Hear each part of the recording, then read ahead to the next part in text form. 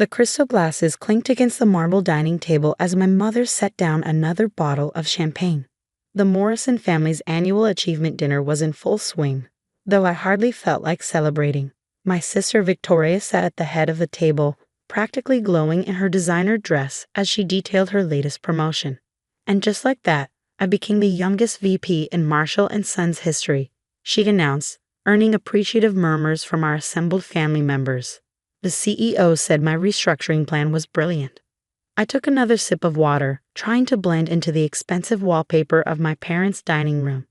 These dinners have become a tradition over the past 5 years, a chance for everyone to brag about their accomplishments while subtly undermining anyone who didn't meet the family's elite standards.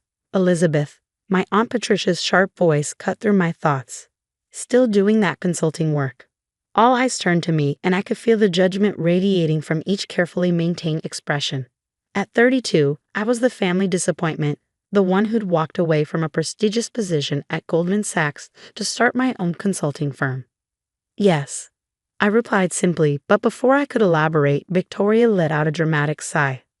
Poor Elizabeth, still a nobody after all these years, she said, her voice dripping with false sympathy.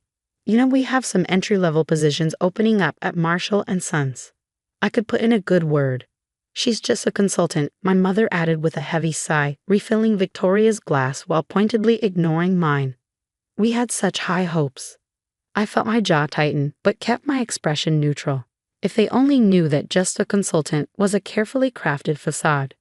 None of them had any idea that over the past 5 years, I'd built Shadow Peak Consulting into one of the most powerful firms in the industry, operating through a complex network of shell companies and subsidiaries.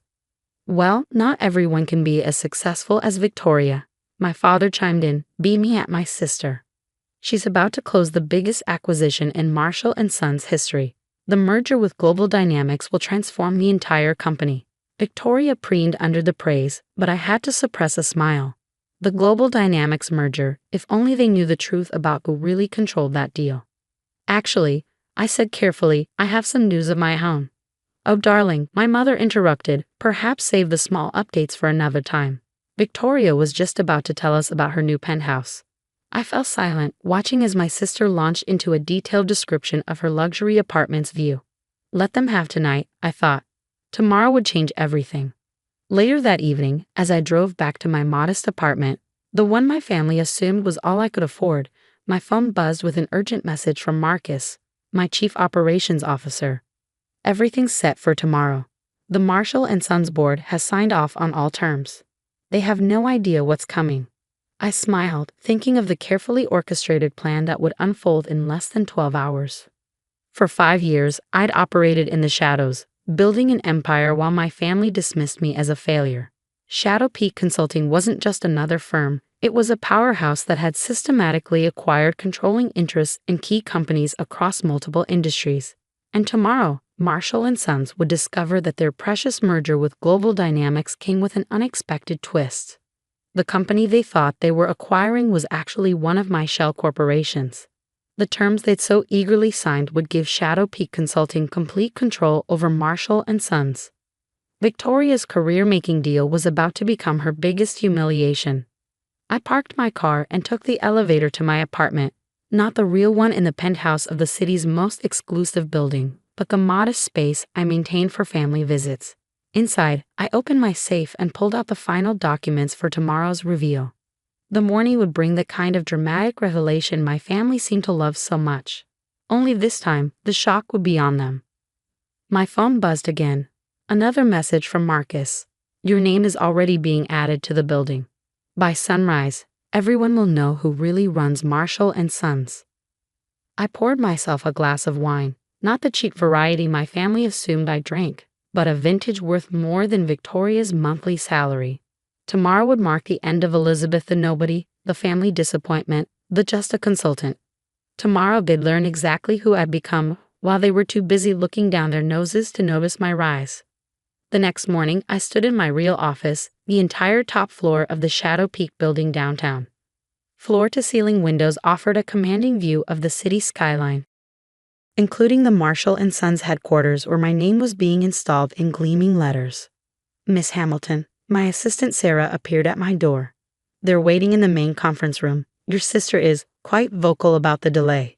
I smiled, adjusting my tailored Armani suit, a far cry from the intentionally modest clothes I wore to family functions. How long have they been waiting? 20 minutes. Your father has mentioned his importance approximately 7 times. Perfect. I picked up my tablet and started toward the conference room. And the name change on the building. Just completed. It's visible from the conference room windows. I paused outside the heavy oak doors, hearing Victoria's sharp voice cutting through them. This is ridiculous. Do they have any idea who we are? When I meet this mysterious CEO of Shadow Peak, I pushed open the doors. The conversation died instantly. Victoria, mid-rant, froze with her mouth open. My father dropped his coffee cup, dark liquid spreading across the pristine white tablecloth. My mother's perfectly maintained facade cracked as her face went pale. Elizabeth? Victoria finally managed. What are you doing here? This is a private meeting for senior executives. I walked calmly to the head of the table, setting down my tablet. Good morning, everyone. I apologize for the delay. Shall we discuss the terms of Shadow Peak's acquisition of Marshall & Sons? Acquisition? My father stood up, his face reddening. What nonsense is this? We're here to finalize our merger with Global Dynamics. Where is Shadow Peak's CEO? I sat down, smoothing my skirt. You're looking at her. The silence that followed was deafening. Victoria's designer heel clicked against the floor as she took an unconscious step backward. This is impossible, she whispered. You're just a small-time consultant. You work out of that tiny office downtown. That office. I smiled. It's one of our meeting spaces for local clients. Shadow Peak Consulting operates in 37 countries, Victoria. We own this building. I gestured to the window. And as of today, we own Marshall & Sons. My mother found her voice. But Global Dynamics is a subsidiary of Shadow Peak. I finished for her. Just like the investment firm that's been buying up Marshall & Sons shares for the past 3 years. Shares that give us controlling interest as of this morning. Victoria sank into her chair, her face ashen. The merger terms are non-negotiable. I pulled up the final contract on the room's main screen. Shadow Peak will assume control of all operations. We'll be restructuring the management team, starting with the immediate termination of the current vice president of operations. Victoria's head snapped up. You can't fire me. I'm your sister. Exactly why I should have noticed your incompetence sooner. I turned to my father. The board has already approved the terms. They did so last night after reviewing the company's complete financial position, including the creative accounting that's been hiding Marshall & Sons' real debt. My father slumped in his chair, decades of authority draining from his face. Why, Elizabeth? Why go to all this trouble? I stood up slowly, walking to the window where my name now crowned the Marshall & Sons building. 5 years ago, when I left Goldman Sachs, you told me I was throwing my life away, that I'd never amount to anything without the family name to prop me up. I turned back to face them. So I built something better, something bigger. While you were all laughing at my little consulting business, I was creating an empire. Sarah entered silently, distributing folders to everyone at the table. These documents outline the transition. I continued. Victoria, your security clearance has already been revoked.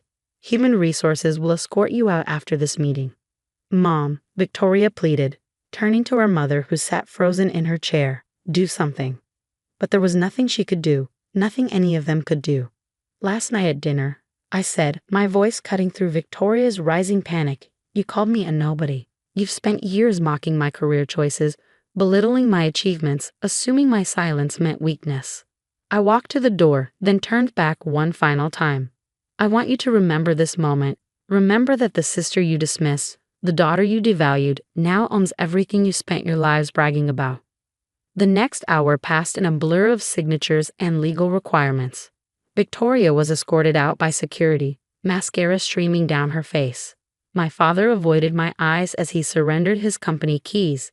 My mother, for once, had nothing to say. Later that evening, I stood in my office, watching the sun set behind the city skyline.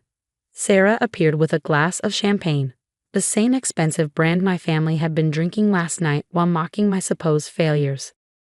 Was it worth it? She asked quietly. All these years of hiding your success.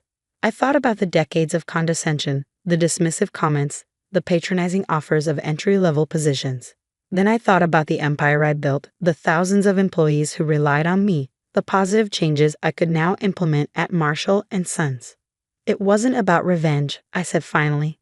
It was about proving that success doesn't always look the way they think it should, that you don't have to follow their path to build something meaningful. I raised my glass to the gleaming letters that now crowned the building. Elizabeth Hamilton, CEO. Sometimes the quietest person in the room is the most powerful. Sometimes the child they underestimate becomes the giant they must answer to. And sometimes the sweetest victory isn't in proving them wrong. It's in showing them that you never needed their approval in the first place. The following year brought changes no one in my family could have predicted. Marshall and Sons, under Shadow Peak's leadership, transformed into a more ethical, innovative company. Victoria eventually found a mid-level position at another firm, hopefully having learned the value of humility. My parents, their social standing shattered, stopped hosting their achievement dinners. And me, I kept building, growing, expanding, not to prove anything to them anymore, but because I discovered something they never understood. True success isn't about titles or family names or yearly bonuses. It's about creating something meaningful, something that lasts. These days, when people ask about my path to success, I tell them the truth. Sometimes the best response to those who underestimate you isn't to prove them wrong immediately. It's to build something so magnificent that when they finally realize their mistake, it's already too late to matter.